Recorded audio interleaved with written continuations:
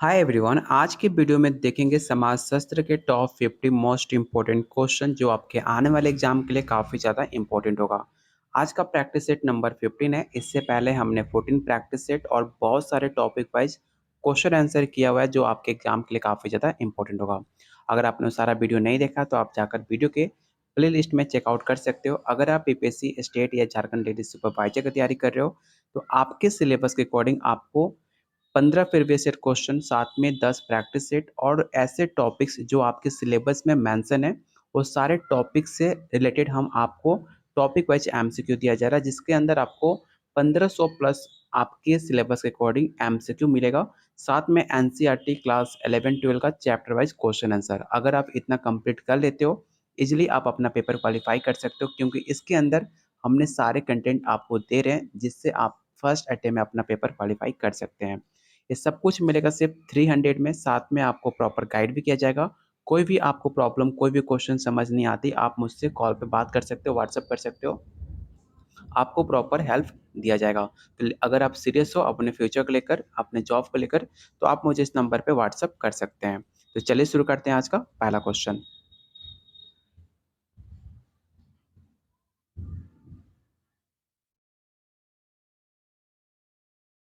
तो पहला क्वेश्चन है, समाज में किस स्थिति को सांस्कृतिक विडंबना कहा जाता है? तो आपके पास चार ऑप्शन है। चारों ऑप्शन को ध्यान से रीड कीजिए और बताइए कि समाज में किस स्थिति को सांस्कृतिक विडंबना के नाम से जाना जाता है। तो इसका राइट आंसर होगा ऑप्शन नंबर बी। जब संस्कृति के दो पारस्परिक निर्भर भागों में से एक भाग दूसरे भाग से पिछड़ जाता है, उसे सांस्कृतिक विडंबना कहा जाता है। इसे आप याद रखिएगा। ऑप्शन बी इसका राइट आंसर होगा। क्वेश्चन नंबर 35 है, औपचारिक संबंध निम्न में किन समूह के लक्षणों में पाया जाता है? पहला ऑप्शन है प्राथमिक समूह, द्वितीयक समूह, स्थानीय समूह, या ऑप्शन डी है अस्थायी समूह।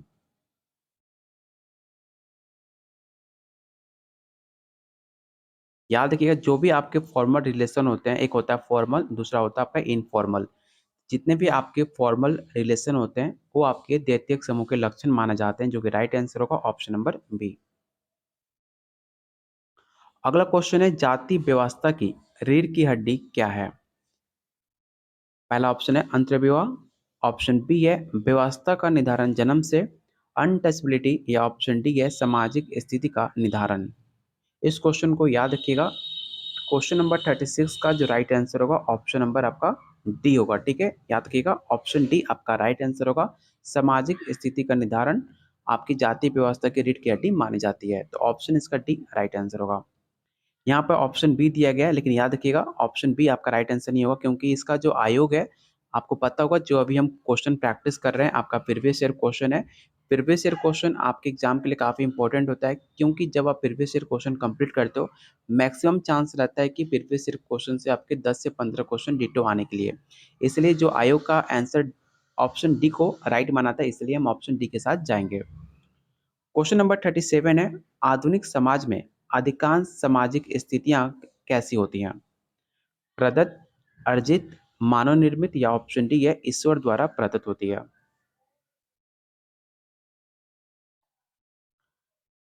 तो इसका राइट आंसर होगा ऑप्शन नंबर बी, अर्जित होती है। क्वेश्चन नंबर 38, समाज में प्रदत्त सामाजिक स्थिति तय होती है किस आधार पर? आमदनी के आधार पर, शिक्षा के आधार पर, जन्म के आधार पर, या ऑप्शन डी है इनमें से कोई नहीं।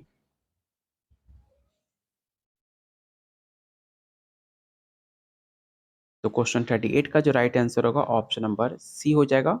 इसे आप याद रखना।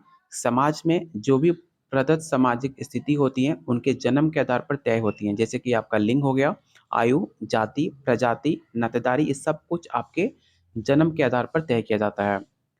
अगला क्वेश्चन है, निम्न में कौन सा विचारक सांस्कृतिक विडंबना के सिद्धांत के लिए जाना जाता है? ये सवाल काफी इंपॉर्टेंट है। अभी तक ये सवाल 3 बार आपके प्रीवियस ईयर क्वेश्चन में रिपीट हो चुका है, तो इस क्वेश्चन को आप वीवीआई क्वेश्चन जरूर टेक आउट कर लेना। और याद रखिएगा, क्वेश्चन 39 का जो राइट आंसर होगा ऑप्शन नंबर डी होगा, आगमन। आगमन की काफी फेमस पुस्तक है सोशल चेंजेस। याद रखिएगा, सोशल चेंजेस कब प्रकाशित हुई थी? तो 1992 में। इस सवाल आपसे पूछा भी जाता है कि सोशल चेंज किसके द्वारा लिखी गई पुस्तक है? तो याद रखिएगा, हिंदी में इसको आप सांस्कृतिक विलंबना के नाम से जानते हो, इंग्लिश में सोशल चेंज, जो कि 1922 में आपको, सॉरी 1922, ठीक है, मैं यहाँ पे 1992 कर दिया था। 1922 में इसे प्रकाशित की गई थी, इसे आप याद रखना। क्वेश्चन नंबर आपका 40 है, आपको बताना है कि निम्न में कौन सा स्टेटमेंट सही है। आपको राइट स्टेटमेंट बताना है। तो याद रखिएगा, क्वेश्चन 40 का जो राइट स्टेटमेंट होगा होगा ऑप्शन नंबर ए। व्यक्तित्व की जड़ें जो होती हैं वो काफी सांस्कृतिक होती हैं, तो ऑप्शन इसका ए राइट आंसर होगा। अगला क्वेश्चन काफी इंपॉर्टेंट है, आपको बताना है कि स्टेटमेंट बेस्ड क्वेश्चन है, जो आज के टाइम पे काफी ज्यादा स्टेटमेंट बेस्ड क्वेश्चन एग्जाम में पूछे जा रहे हैं।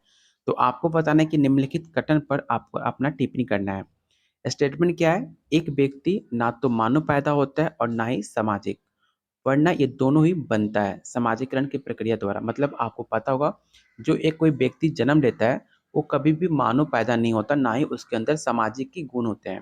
ये सब कुछ उनके समाजीकरण समाजीकरण की प्रक्रिया द्वारा उनके अंदर ही सम्मिलित होते हैं। तो ये कथन आपका सही है कि गलत है, या फिर आपका अंशतः सही है, या इनमें से कोई नहीं। आपको इस स्टेटमेंट से आपकी क्या राय है, आपको इस ऑप्शन के अकॉर्डिंग आपको आंसर बताना है।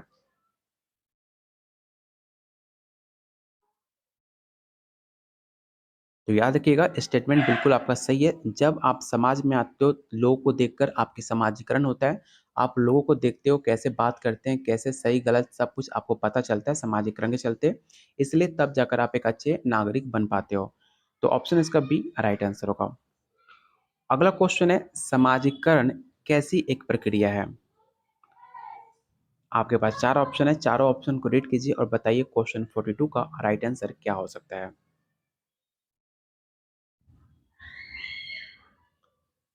तो क्वेश्चन 42 का जो राइट आंसर होगा ऑप्शन नंबर ए हो जाएगा। व्यक्ति के व्यक्तित्व को बनाने के लिए समाजीकरण एक प्रक्रिया मानी जाती है, जस्ट मैंने आपको बताया था। इसका राइट आंसर ऑप्शन ए होगा। अगला क्वेश्चन, सामाजिक नियंत्रण का सबसे महत्वपूर्ण अभिकरण कौन सा है। देखने में काफी आसान क्वेश्चन है, लेकिन इसमें बहुत सारे बच्चे गलत आंसर टिक आउट करते हैं। इसलिए सारे ऑप्शन को रीड कीजिए और बताइए कि सामाजिक नियंत्रण का सबसे महत्वपूर्ण अभिकरण किसे माना जाता है। स्कूल को, परिवार को, पड़ोस को, या ऑप्शन डी है नातेदारी को। तो याद रखिएगा, सबसे पहले आपका समाजीकरण आपके परिवार से होता है और अंत यहीं से होता है। घर पे आप बोलना सीखते हो, सब कुछ जानना सीखते हो, और अंत में आपका अंत यहीं से होता है, परिवार में ही। इसलिए इसका जो राइट आंसर होगा ऑप्शन नंबर बी हो जाएगा। क्वेश्चन नंबर 44 है, निम्न में कौन सामाजिक नियंत्रण लागू करता है। समाज, धर्म, कानून, या ऑप्शन डी है उपरोक्त में से सभी। तो याद रखिएगा, सामाजिक नियंत्रण के अभिकरण कारण बहुत से हो सकते हैं, जैसे कि आप मीडिया देखते हो, आप टीवी देखते हो। धर्म आपको समाजीकरण आपकी सिखाता है कि कैसे आपको धर्म को अपनाना है, कैसे कानून व्यवस्था आपको अपनाना है, प्रथा, जनजाति, राज्य, ये सब आपको समाजीकरण का एक हिस्सा माने जाते हैं। इसलिए इसका जो राइट आंसर होगा ऑप्शन नंबर डी हो जाएगा। क्वेश्चन नंबर 45, आपको बताना है कि निम्न में सामाजिक नियंत्रण का कौन सा साधन जन रीति है। पहला ऑप्शन है नमस्ते करना, अंतर विवाह, बाह्य विवाह, या ऑप्शन डी है एक विवाह।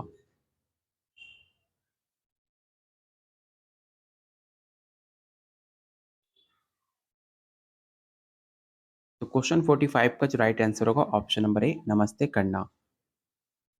अगला क्वेश्चन है, सामाजिक नियंत्रण का मुख्य लक्ष्य क्या है।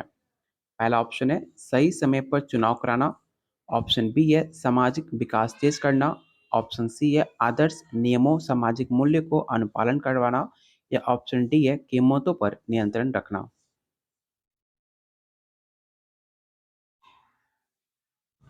तो क्वेश्चन 46 का जो राइट आंसर होगा ऑप्शन नंबर सी होगा, आदर्श नियमों और सामाजिक मूल्य का अनुपालन करवाना। याद रखिएगा, क्वेश्चन काफ़ी इंपॉर्टेंट है, इसे आप याद जरूर रखना। और अभी तक आपने वीडियो को लाइक नहीं किया है, तो सबसे पहले आप वीडियो को लाइक कर दो, 1 सेकंड का काम है। आप लोग भूल जाते हो, तो कम से कम जितने लोग वीडियो देख रहे हो अभी आप वीडियो को लाइक कर दो। चलते हैं क्वेश्चन नंबर 47 पे। आपको बताना है कि कौन सा व्यवहार सामाजिक नियंत्रण से मेल नहीं खाता है। ध्यान से क्वेश्चन में देखना, आपसे यहाँ पर नहीं पूछा गया। जब भी क्वेश्चन में नहीं पूछे, गलत पूछे, उसके नीचे एक अंडरलाइन कर देना, जिसपे आपका फोकस बने रहे। क्योंकि एग्जाम हॉल में क्या होता है, जल्दबाजी में आप नहीं पर ध्यान नहीं दे पाते और आप गलत आंसर जानते हो भी, गलत आंसर टिक आउट कर देते हो। इसलिए इस क्वेश्चन जब भी ना पूछे उस पे एक ज़रूर ध्यान देना, क्योंकि ऐसे गलती बहुत सारे बच्चे लगातार करते आते हैं। तो क्वेश्चन नंबर 47 का जो राइट आंसर होगा ऑप्शन नंबर सी होगा, हड़ताल पर जाना, जो कि आपके सामाजिक नियंत्रण से मेल बिल्कुल नहीं खाता है। अगला क्वेश्चन है, सामाजिक अस्थिकरण का अर्थ समाज के लिए क्या है? पहला ऑप्शन है पेशेगत विभाजन, भाषागत विभाजन, सामाजिक स्थिति के अनुसार विभाजन, या ऑप्शन डी है क्षेत्रीय विभाजन।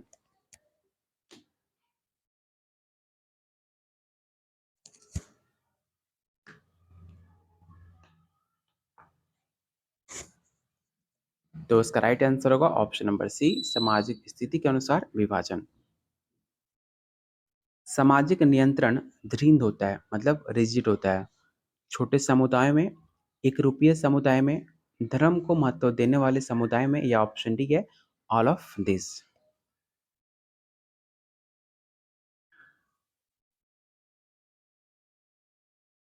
तो क्वेश्चन 49 का राइट आंसर होगा option number D, all of this. अगला क्वेश्चन, निम्न में कौन सा सिद्धांत सामाजिक परिवर्तन का है? रेखीय सिद्धांत, चक्रीय सिद्धांत, दोनों में से कोई नहीं, या ऑप्शन डी है उपरोक्त में से दोनों।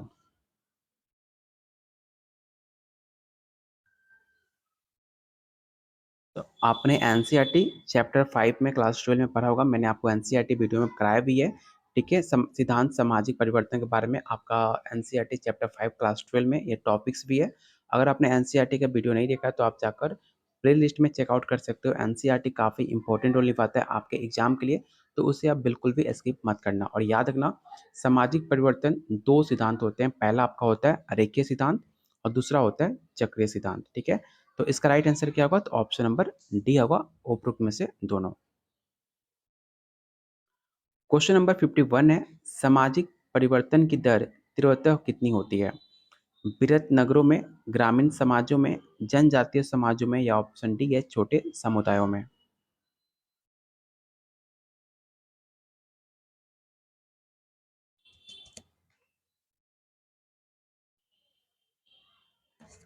तो क्वेश्चन 51 का जो राइट आंसर होगा ऑप्शन नंबर डी हो जाएगा, छोटे समुदायों में। अगला क्वेश्चन मोस्ट इंपॉर्टेंट है, आपको बताना है कि सामाजिक परिवर्तन में बाधा पहुंचाने वाले कारक कौन कौन से होते हैं। पहला ऑप्शन है रूढ़िवादिता, ऑप्शन बी है निरक्षरता, ऑप्शन सी है निहित स्वार्थ, या ऑप्शन डी उपरोक्त में से सभी।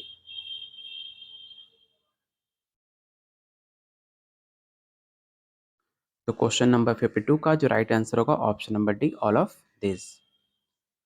अगला क्वेश्चन आपको बताना है कि संस्कृति और सभ्यता में अंतर क्या है। तो काफ़ी आसान क्वेश्चन है। संस्कृति और सभ्यता में जो मुख्य अंतर होता है, जो आपकी संस्कृति होती है वो अभौतिकी होती है, जबकि सभ्यता जो होता है आपका भौतिक होता है। इसे आप जरूर याद रखिएगा। ये सवाल आपके 3 टाइम आपके एग्जाम में पूछे हुए सवाल है, जो आने वाले एग्जाम के लिए फिर से सवाल आपको देखने को मिल सकता है। याद रखिएगा, संस्कृति की जो होती है अभौतिक मानी जाती है और सभ्यता आपका भौतिक माना जाता है। चलते हैं क्वेश्चन नंबर 54 पे। आपको बताना है कि हिंदू सामाजिक संगठन के चतुर्वर्ण कौन से हैं। काफ़ी आसान क्वेश्चन है, आपने एनसीईआरटी क्लास 6 से पढ़ते आ रहे हो। ब्राह्मण, क्षत्रिय, वैश्य और शूद्र, ये आपके टोटल चतुर्वर्ण माने जाते हैं हिंदू समाज में, जो कि राइट आंसर होगा ऑप्शन नंबर ए। एक हिंदू के सामाजिक जीवन के आश्रम कौन से हैं? वृद्धाश्रम, विधवा आश्रम, ऑप्शन सी है ब्रह्मचार्य, गृहस्थ, वानप्रस्थ और संन्यास, या ऑप्शन डी है अनाथ आश्रय। ये सवाल काफ़ी मोस्ट इंपॉर्टेंट है, याद रखिएगा इस क्वेश्चन को। ऐसे भी आपको बेसिक लाइफ में भी आपको पता होना चाहिए, एक हिंदू के सामाजिक जीवन में सबसे आश्रम कौन से बेटर होते हैं, इसे भी आपको पता होना चाहिए, चाहे एग्जाम के पॉइंट ऑफ व्यू से, चाहे आपके डेली लाइफ के पॉइंट ऑफ व्यू से। तो इसका जो राइट आंसर होगा ऑप्शन नंबर सी हो जाएगा, इसे आप याद जरूर रखना। अगला क्वेश्चन है, भारतीय सामाजिक दर्शन के अनुसार कितने संस्कार बताए गए हैं? 20, 16, 4, या ऑप्शन डी है 8। तो याद रखिएगा, भारतीय सामाजिक दर्शन के अनुसार टोटल आपके 16 संस्कार बताए गए हैं। और इसका तो आप स्क्रीनशॉट जरूर रख लेना, क्योंकि आपको ऐसे भी पता होना चाहिए कि भारतीय सामाजिक दर्शन के अनुसार 16 संस्कार कौन कौन से हैं। तो आप इसका स्क्रीनशॉट ज़रूर रख लेना, आपके एग्ज़ाम में काफ़ी काम आ सकता है। तो चलते हैं क्वेश्चन नंबर 57 पे, लेकिन उससे पहले अगर अभी तक आपने वीडियो को लाइक नहीं किया है, तो जाकर अभी वीडियो को लाइक कर दीजिए और चैनल को ज़रूर सब्सक्राइब कर लीजिएगा और वीडियो को शेयर ज़रूर करना। अगर अभी तक आपने टेलीग्राम ग्रुप को ज्वाइन नहीं करना है, तो आप टेलीग्राम ग्रुप को ज्वाइन कर सकते हो। यहाँ पर आपको जो भी यूट्यूब के क्लासेस होते हैं उसका नोटिफिकेशन, पीडीएफ वो आपका कोई भी अपडेट न्यूज़ आपकी टीचिंग रिलेटेड आती है या कोई भी वैकेंसी आती है सोशियोलॉजी रिलेटेड, तो सब कुछ इस टेलीग्राम ग्रुप में पोस्ट किया जाता है, जिससे आप अपडेट रहते हो किसी भी नोटिफिकेशन से। तो जिसका लिंक मैंने डिस्क्रिप्शन बॉक्स और कमेंट बॉक्स में पिन कर रखा हुआ है, तो आप जाकर वहाँ से ज़रूर ज्वाइन कर लेना। क्वेश्चन नंबर 57 है, कर्म का सिद्धांत हिंदू धर्म की किस पुस्तक में प्रतिपादित किया गया है? इस क्वेश्चन को most important question tick out करना काफ़ी इंपॉर्टेंट है। पहला ऑप्शन है रामायण, ऑप्शन बी है उपनिषद या ऑप्शन सी है वेद या ऑप्शन डी है भगवत गीता। मैक्सिमम बच्चे गलती क्या करते हैं, कर्म के बारे में बात की जाती है तो बहुत सारे बच्चे वेद और रामायण आंसर टिक आउट करते हैं, लेकिन याद रखिएगा हिंदू का धर्म का जो सबसे मोस्ट इंपॉर्टेंट बुक है, जो उसे आप बोल सकते हो कि हिंदू धर्म के पूरे ग्रंथ के बारे में बताया गया, कर्म के बारे में बताया गया है, वो है आपका भगवत गीता। तो ऑप्शन इसका डी राइट आंसर होगा। कर्म का सिद्धांत किसके द्वारा समझाया गया है? एक और बेहतरीन क्वेश्चन जो कि आपको आसानी से पता होगा, क्योंकि कर्म का सिद्धांत आपके भगवत गीता में कौन ज्ञान देते हैं? तो श्री कृष्ण आपको ज्ञान देते हैं। तो ऑप्शन इसका बी राइट आंसर होगा। इनके जैसा कोई भी मोटिवेशनल स्पीकर आज तक दुनिया में जन्म नहीं लिया है। अगर आप इनकी फॉलो करते हो, इनकी बातों को आप फॉलो करते हो, आपको लाइफ में किसी का भी मोटिवेशन सुनने की ज़रूरत नहीं है। अगर आप भगवत गीता भी पढ़ लेते हो, तो आपको दुनिया के सारे आंसर आपको उसी पुस्तक में मिल जाएँगे। इसलिए आप ज़रूर सुना कीजिए जब भी आपको टाइम मिले। क्वेश्चन नंबर 59 है, किसने कहा है कि परिवार धीरे-धीरे समाप्ति की ओर जा रही है? काफ़ी मोस्ट इम्पोर्टेंट क्वेश्चन है, आपने देखा भी होगा समाज में कि जो परिवार है वो धीरे-धीरे समाप्त हो रहा है। पहले फैमिली में 10-12 लोग रहते थे, आज के टाइम फैमिली में 3 से 5 लोग रहने लगे हैं। उसमें से जो बच्चा बड़ा होता है, तो उसको बोर्डिंग स्कूल स्कूल उसको हॉस्टल में भेज दिया जाता है। सिर्फ़ हस्बैंड-वाइफ भी काफ़ी डिस्टेंस पे रहने लगते हैं, अपने काम से काम मतलब रखने लगते हैं, जो कि आने वाले टाइम में आज के टाइम पे वेस्टर्न कल्चर बिल्कुल सेम है और इंडियन कल्चर में भी धीरे-धीरे ऐसे ही विस्तार होते जा रहा है, जो कि काफ़ी गलत बात है। तो क्वेश्चन नंबर 59 जो कि एक फ़ेमस साइंटिस्ट बोल सकते हो, गुडे, जो जिन्होंने अपना स्टेटमेंट दिया था कि परिवार जो है वो धीरे-धीरे समाप्ति की ओर जा रही है। ठीक है? आप जाकर देख सकते हो आपका जितने भी वेस्टर्न कंट्री है, वहाँ पर ऐसा हो चुका है और उनके वेस्टर्न कल्चर को देखकर ही गुडे ने इस स्टेटमेंट को दिया था, जो कि आज भारत के टाइम में ऐसा बिल्कुल होते जा रहा है। तो क्वेश्चन नंबर 59 का जो राइट आंसर होगा ऑप्शन नंबर बी हो जाएगा। अगला क्वेश्चन है, हिंदू विवाह की प्रकृति क्या है? ये भी सवाल काफ़ी बेहतरीन है। इसमें आप लोग कन्फ्यूज़ हो सकते हो, इसलिए ध्यान से ऑप्शन को रीड करना और बताना कि इसका राइट आंसर क्या होगा। सबसे पहले मैं आपको बता दूँ कि हिंदू विवाह अधिनियम कब पारित हुआ था? तो याद रखिएगा 1955 में। इसका भी आप नोट डाउन कर लेना कि हिंदू विवाह अधिनियम 1955 में इसे पारित किया गया था, ठीक है? इसका राइट आंसर क्या होगा? तो ऑप्शन बी। हिंदू विवाह जो होता है एक धार्मिक पवित्र संस्कार माना जाता है, ठीक है? इसे 2 पॉइंट को याद रखना, हिंदू विवाह एक धार्मिक होता है, दूसरा इसे बिल को 1955 में इसे पास किया गया था हिंदू विवाह अधिनियम को। ये 2 क्वेश्चन है जो आपके एग्ज़ाम में पूछा जा सकता है। क्वेश्चन नंबर 61, मुस्लिम विवाह का स्वरूप इनमें से कौन-सा नहीं है? इस क्वेश्चन में आपसे नहीं पूछा गया है। ध्यान से क्वेश्चन को रीड करना और ऑप्शन को भी, क्योंकि इसमें नहीं पूछा गया है। पहला ऑप्शन है मुता, फासिद, जीहर या ऑप्शन डी है बालिग।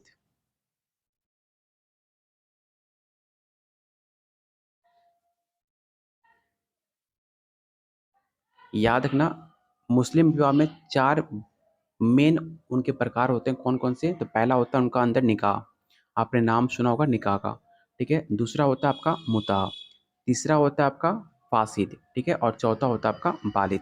जबकि जियर है, जियर नहीं होता, निकाह होता है, ठीक है? इसे याद रखना, ऑप्शन आपका सी राइट आंसर होगा, क्योंकि आपसे क्वेश्चन में नहीं पूछा गया था, तो ऑप्शन इसका सी राइट आंसर होगा। जियर की जगह पे आपका निकाह होता है, जो कि काफ़ी इंपॉर्टेंट है। क्वेश्चन नंबर 62, एक सार्थक जीवन के लिए भारतीय विचारधारा में कौन से 4 पुरुषार्थ बताए गए हैं? इस क्वेश्चन को तो आप most important question tick out कर लो, इसे रट्टा भी ज़रूर मार लेना, क्योंकि सवाल अभी तक कितनी बार अलग-अलग एग्ज़ाम में पूछा जा चुका है और आपके एग्ज़ाम में भी पूछा जा सकता है। ठीक है? तो याद रखिएगा 4 जो पुरुषार्थ बताए गए हैं, वो हैं आपके धर्म, अर्थ, काम और मोक्ष। ऑप्शन इसका बी राइट आंसर होगा। क्वेश्चन नंबर 63 आपको बताना है कि 2005 के घरेलू हिंसा अधिनियम में क्या नहीं सम्मिलित है। अगर उम्मीद करता हूँ कि आपने 2005 के घरेलू हिंसा आपने ग्रेजुएशन में पढ़ा होगा, तो आपको अच्छे से याद होगा इस क्वेश्चन का आंसर क्या हो सकता है, आप आसानी से बता सकते हो। पहला ऑप्शन है वास्तविक दुर्व्यवहार, लैंगिक दुर्व्यवहार, मौखिक और ऑप्शन डी है भावात्मक। आपके पास कोड भी दिए गए हैं, इस कोड के अकॉर्डिंग आपको आंसर चुनना है।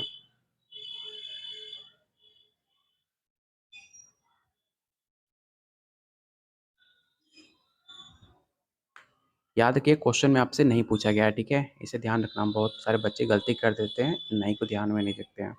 तो इसका राइट आंसर क्या होगा, तो ऑप्शन नंबर ए वास्तविक दुर्व्यवहार आपका सम्मिलित नहीं है 2005 के घरेलू हिंसा में। कौन कौन से घरेलू हिंसा में शामिल थे, तो आप यहाँ पर देख सकते हो। शारीरिक दुरुपयोग, लैंगिक, मौखिक, भावनात्मक और आर्थिक, ये 5 तरह के दुरुपयोग आपके 2005 के घरेलू हिंसा अधिनियम में प्रयोग किए गए थे। आप इसका स्क्रीनशॉट भी ले सकते हो। अगला क्वेश्चन है संयुक्त परिवार सामाजिक जगत का एक छोटा रूप है। सही है कि गलत है, आपको ये बताना है। आपके पास 4 ऑप्शन है, चारों ऑप्शन को ध्यान से देख सकते हो और बता सकते हो मुझे कि क्लास 64 नंबर क्वेश्चन का राइट आंसर क्या होगा। तो इसका राइट आंसर होगा ऑप्शन नंबर सी।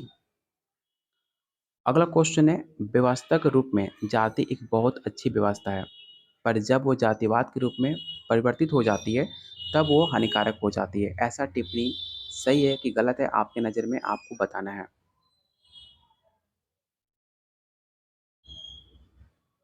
तो याद रखिएगा ये पूर्णतः सही है, ठीक है। ऑप्शन बी इसका राइट आंसर होगा। ऐसे क्वेश्चन आपको कंफ्यूज करते हैं और आप गलत आंसर टिक आउट करते हो, इसलिए ऐसे क्वेश्चन जितना आप प्रैक्टिस करोगे आपके एग्जाम के लिए काफ़ी बेटर हो सकता है। अगला क्वेश्चन है जजमानी व्यवस्था पाई जाती थी भारत में। जजमानी व्यवस्था से हर एग्जाम में एक क्वेश्चन दो क्वेश्चन रहता ही रहता है। अभी तक हमने जितने भी प्रीवियस ईयर क्वेश्चन कंप्लीट किया है, हर क्वेश्चन में जजमानी व्यवस्था आपको देखने को मिला होगा।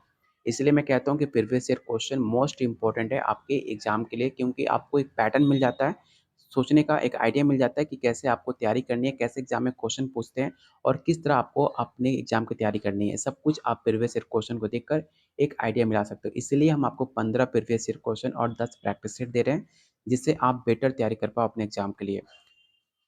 तो याद रखिएगा जजमानी व्यवस्था सबसे ज़्यादा आपको गाँव में देखने को मिलता है, जिसे हम आज के टाइम पे एक्सचेंज कहते हैं, ठीक है। जैसे कि अगर सब पैसे के बदले कोई आप सामान लेते हो, पहले के टाइम गाँव में अनाज के बदले आप किसी अनाज के बदले कुछ और मिल जाता था। जैसे कि अगर आप गेहूँ दे रहे हो तो आप चावल ले सकते हो, ऐसे करके गेहूँ देकर तेल ले सकते हो। पहले के टाइम में ऐसा हुआ करता था। आज के टाइम पे जब आप पैसा देते हो, पैसे के बदले में आप कुछ सामान लेते हो, उसे भी आप आज के टाइम पे कह सकते हो जजमानी व्यवस्था। तो ऑप्शन इसका ए राइट आंसर होगा। किस नातेदारी संगठन में मातृवंशीय व्यवस्था विद्यमान है? ये भी सवाल काफ़ी इंपॉर्टेंट है, याद रखिएगा। इसका जो राइट आंसर होगा ऑप्शन नंबर सी होगा, गारो नातेदारी, ऑप्शन नंबर सी। तो आज के वीडियो में टोटल इतने क्वेश्चन हम कंप्लीट किए। उम्मीद करता हूँ आज का वीडियो काफ़ी ज़्यादा इंपॉर्टेंट है आपके एग्जाम के लिए।